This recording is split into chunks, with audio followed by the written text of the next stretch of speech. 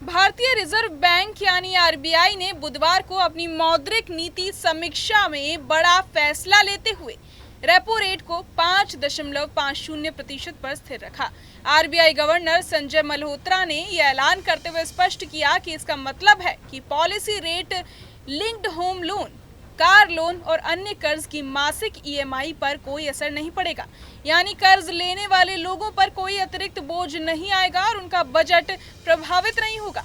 ये फैसला मार्केट की उम्मीदों के मुताबिक ही आया है। आपको बता दें कि साल 2025 की पहली छमाही में आरबीआई ने कुल 100 बेसिस पॉइंट तक की कटौती की थी, लेकिन अगस्त की बैठक में दरों को स्थिर रखा गया था और इस बार भी केंद्रीय बैंक ने वही रुख अपनाया।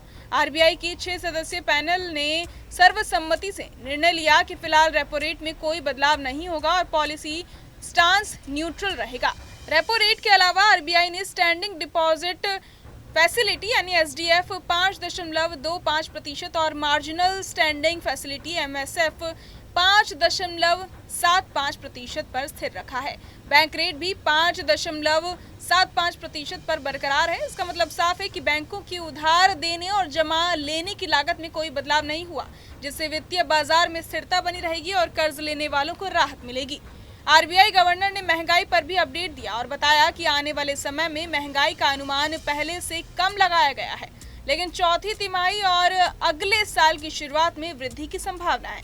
वित्त वर्ष 2026 में महंगाई सीपीआई अनुमान अब 2.6% है, जो पहले 3.1% था। दूसरी तिमाही के लिए महंगाई अनुमान 1.8% है, तीसरी तिमाही में भी 1.8% और चौथी तिमाही में 4% रखा गया है।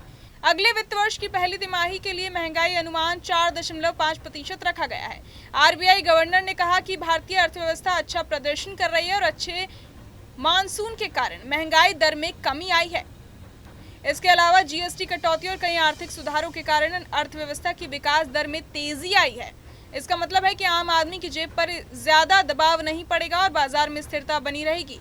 केंद्रीय बैंक का ये निर्णय खासतौर से उन लोगों के लिए राहत की खबर है जो होम लोन, कार लोन या अन्य कर्ज में ईएमआई भरते हैं, क्योंकि अब उनकी मासिक किश्तों में बढ़ोतरी नहीं होगी। कुल मिलाकर आरबीआई का ये कदम स्थिरता और आर्थिक विकास दोनों को संतुलित करने वाला है। ये दिखाता है कि बैंक ने बाजार की अपेक्षाओं और देश की मौजूदा आर्थिक स्थिति को ध्यान में रखते हुए निर्णय लिया है। निवेशक, कर्जदार और आम लोग सभी इस फैसले से प्रभावित होंगे और आने वाले महीनों में महंगाई और कर्ज पर स्थिरता का अनुभव करेंगे।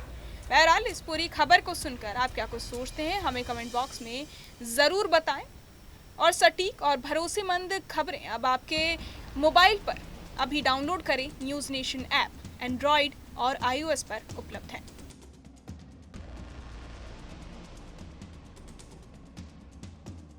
जहां भक्ति है हर शब्द में, कथाओं में छुपे हैं दिव्य रहस्य और ज्योतिष देता है जीवन को दिशा। धर्म से जुड़ी हर बातों को जानने के लिए हमारे चैनल स्तुति को सब्सक्राइब करें।